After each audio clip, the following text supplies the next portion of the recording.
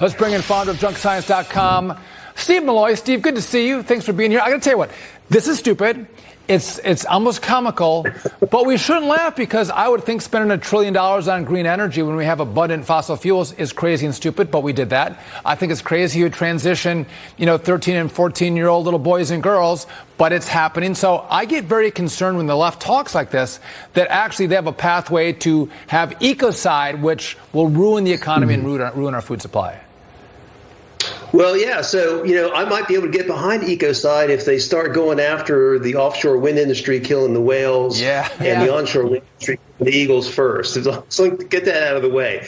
Look, I first wrote about this for FoxNews.com, I think 15 or 16 years ago. This ecocide is how they want to stop development. They want to have arbitrary control over what we do. And from their perspective, anytime you cut down a tree or catch a fish or stick a shovel in the ground, you're killing something. And they want that to be ecocide, and they want to be able to apply it arbitrarily to us.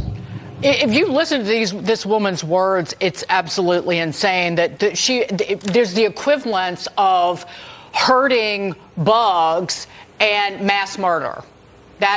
They're on par with each other. Yeah.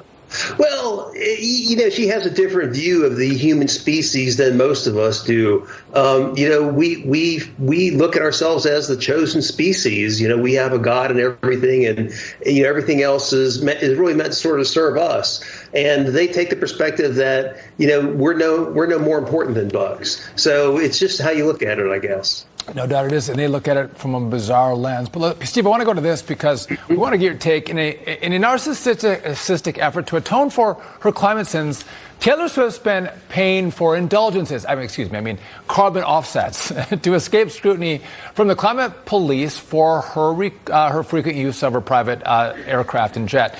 So, Steve, these carbon offsets, I would argue, are a joke. It's a way for the rich and elite to fly and all say, I'm a do-gooder by way of the economy. If you really think the world's going to end, why don't they buy carbon offsets and not fly in a private plane? Do them both.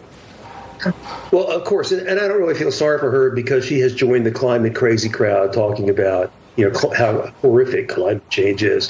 But she is a huge hypocrite for flying if that's how she feels.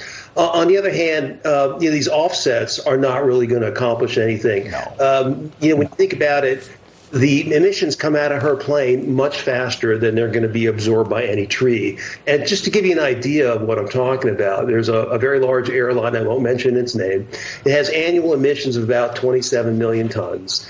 It buys carbon offsets, but if it wanted to offset all its 27 million tons of emissions, it would have to plant 89 million trees and allow them to grow for 25 years to offset just 1 year of emissions. And obviously, this airline does not do this every year. It's not possible. The whole carbon offset idea is just a fraud. Yeah, it's pig potatoes. And the fact that she doesn't even know that it's pig potatoes, well, I kind of feel sorry for her, except that she's rich. You know who has a small carbon footprint? People who work for a living and who don't have the bullshinola time to do crap like that. Conservationists, that's what conservative stands for. Not those living in a 10,000 square foot home and fly in private jets? Yeah, exactly. Drive SUVs. Final word, Steve, quick. Yeah. So the bottom line is the only way airlines or air travel has to reduce emissions is not to fly. So if you want them to be net zero, then they can't fly. They can't fly. Steve Milloy, thank you. Appreciate it. Thank you. Swift.